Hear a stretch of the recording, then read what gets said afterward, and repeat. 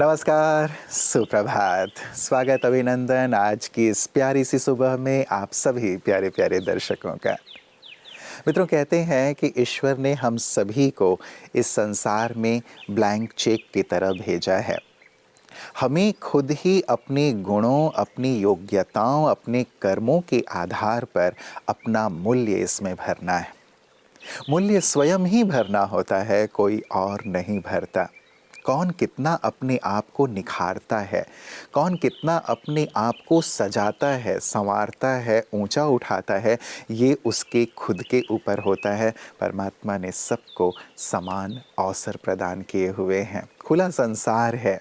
बस अब हमें अपने गुणों, योग्यताओं को बढ़ाते हुए अपनी कीमत बढ़ाते चलना है। इस बात पर हम सबको अवश्य ध्यान देना है मित्रों। तो बहुत ही मूल्यवान विचार है और बहुत ही मूल्यवान चिंतन है ये चिंतन इस बात का कि मैं स्वयं को किस ओर लिए जा रहा हूँ, क्या अपनी कीमत बढ़ाता चल रहा हूँ। और कीमत बढ़ते हैं अच्छे विचारों से, क्योंकि शुरुआत तो यहीं से होती है ना। और इसीलिए हम भी सब रंग की शुरुआत सुवाक्य से ही करते हैं मित्रों। आइए सुनते हैं आज का सुवाक्य। क्षमा 3 उपहार लौटाती है: हृदय की शांति, मन की एकाग्रता और आत्मीय भाव। जीवन के अंदर जो व्यक्ति क्षमा करता है वो गलती करने वाले से कहीं ऊंचा उठ जाता है, क्योंकि जब भी वो क्षमा करता है उस समय सबसे ज़्यादा उसको ही फायदा होता है। तो इसीलिए कहा है फॉरगिव एंड फॉरगेट। तो आज से हम एक डायरी की शुरुआत करेंगे जिसमें प्रतिदिन हम उन सबको क्षमा कर देंगे जिन्होंने किसी न किसी तरह से हमें दुख पहुंचाया हो। ओम शांति। मित्रों, कहते हैं आपके जीवन में जो कठिनाइयाँ आती हैं वो आपको नष्ट करने के लिए नहीं आती, बल्कि आपके अंदर जो छिपी हुई संभावनाएं हैं, आपके अंदर जो छिपी हुई योग्यताएं हैं, क्षमताएं हैं, शक्तियां हैं, उन्हें जगाने के लिए और उन्हें निखारने के लिए आती हैं। इसीलिए कभी भी इन विपदाओं को देखकर के, कष्टों को देखकर, समस्याओं को देखकर घबराना नहीं चाहिए, बल्कि ये सोचना चाहिए कि ये मेरे लिए अवसर हैं, ये मेरे अंदर के हुनर को निखारने के लिए आए हैं। यदि इस भाव से हम उन विपदाओं को देखते हैं, उन कष्टों को देखते हैं, तो हम निखरते जाते हैं, संवरते जाते हैं। आपने इतिहास में देखा होगा, जो भी निखरा है, संवरा है या ऊंचाइयों की ओर बढ़ा है, उसने अपने जीवन में कष्टों को, समस्याओं को अवश्य झेला है। और जितनी दृढ़ता से झेला है, जितनी सहनशीलता उन्होंने उस समय दिखाई है, जितने पॉजिटिव वो रहे हैं, उतनी ही बुलंदी पर पहुँचे हैं। इसीलिए आपदाओं को अवसर के रूप में देखने की दृष्टि हम अवश्य अपने अंदर विकसित करें। मोबाइल ज्यादा चलाने से सिर्फ आंखें नहीं, दिमाग भी थकता है। अगर मोबाइल रखने के कुछ देर बाद भी दिमाग भारी लगता है, ध्यान नहीं टिकता और बिना वजह थकान महसूस होती है, तो कारण आपकी आंखें नहीं, दिमाग है। मोबाइल का सबसे बड़ा नुकसान है लगातार डोपामीन का झटका। रील, शॉर्ट्स, नोटिफिकेशन, हर चीज दिमाग को तुरंत मजा देती है। नतीजा, दिमाग असली काम में रुचि खो देता है। छोटी चीजें भी भारी लगने लगती हैं और मन बार बार फोन मांगता है। लोग इसे आदत कहते हैं, असल में ये मेंटल फटीग है। इसके समाधान के लिए सबसे पहले तो सुबह उठते ही मोबाइल न देखें। हर 60 मिनट में 5 मिनट आँख और दिमाग को आराम दे और रात को सोने से कम 1 घंटा पहले स्क्रीन छोड़ दे। याद रखिए, मोबाइल टूल है, मालिक नहीं।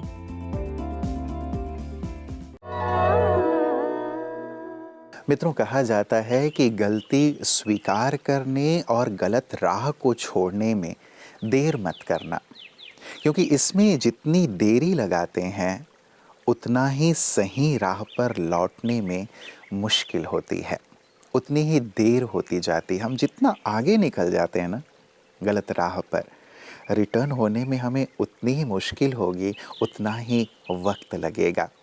इसीलिए अपनी गलती को स्वीकार कर लेना, उससे सीख ले लेना और साथ ही सही पथ पर चलने का साहस रखना, ये हमारे जीवन में अवश्य होना चाहिए। क्योंकि जितना ज़्यादा हम खुद को चलाते रहते हैं, आँख बंद कर लेते हैं गलतियों से कि नहीं चलता है ना, होता है ना, और सब भी तो करते हैं ना, तो हम भी वैसे ही रह जाते हैं जैसे और सब हैं। हम कुछ अलग नहीं बन पाते, हम ऊपर नहीं उठ पाते, हम लोगों के लिए आदर्श नहीं बन पाते। इसलिए इस पर गहराई से चिंतन करने की आवश्यकता है मित्रों। भले हम कलयुग में हैं, लेकिन हमें एक ऐसा आदर्श अवश्य प्रस्तुत करना चाहिए जिससे लोग सीख सकें कि हमने कैसे अपने जीवन में शिखर तक की यात्रा को तय किया है। अगर युवाओं को अगर आध्यात्म में जुड़ जाते हैं तो कहते हैं कि अभी आपकी कोई उम्र नहीं है ये आध्यात्म में जुड़ने की। अब उनको किस समय सुधारा जाए?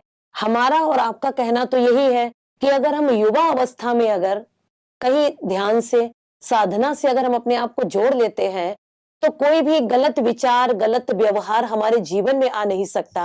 और जब जीवन ही अच्छा होगा तो दुनिया भी अच्छी होगी। लेकिन दुनिया वालों को इस तरह किस तरह मोड़ा जाए?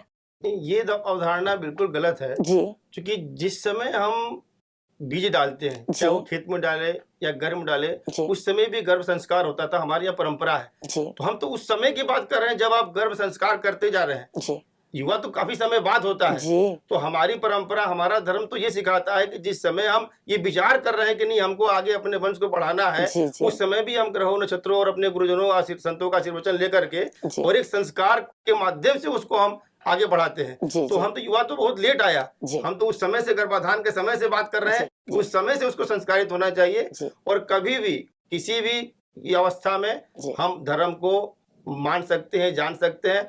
लोगों के मन में जो भाव ये रहता है कि अब संतानों की संख्या हो गई एक, उनको ये सताता है भय कि कहीं अगर ये साधु बन गया तो क्या होगा। जी ज्ञान पाना, ज्ञानी बनना, जी और जरूरी नहीं है कि वो साधु ही हो जाएगा। जी जी हम जो सनातन धर्म का, योग धर्म के माध्यम से, ध्यान के माध्यम से जो संस्कार की बात कहते हैं युवा जी, पीढ़ी को, जी। वो इसलिए कहते हैं कि वो खुद से संस्कारित रहे, जी अपने आप को पहचान सके। जी जब वो मजबूत रहेगा तभी अपने बीच के, अपने परिवार को, अपने समाज को सुरक्षित कर पाएगा। जी जी जी इसका मतलब ये नहीं कि वो ज्ञानी हो गया तो साधु हो गया। जी जी और हमारे परम पूजनीय विवेकानंद जी का क्या उम्र था, जी आदि गुरु शंकराचार्य का क्या उम्र था। जी जी तमाम यहाँ हमारे पास सामने जी उदाहरण है जी कि ज्ञान लेने के लिए किसी उम्र और अवस्था की जरूरत नहीं है। जी और युवा पीढ़ी तो मजबूत होगी तो उसका जो आने वाला पीढ़ी होगा, उसकी जो अवस्था होगी, जी ताकि जब एक अच्छा लिसनर ही जी। एक अच्छा वक्ता होता है, ऐसा कहा गया है। जी जी तो जी युवा जब अच्छा नहीं होगा तो उसके आने वाला समय और उसके आने वाले पीढ़ी अच्छे कैसे नहीं हो होंगे। सकते हैं? बहुत सुंदर आपने ये जवाब दिया।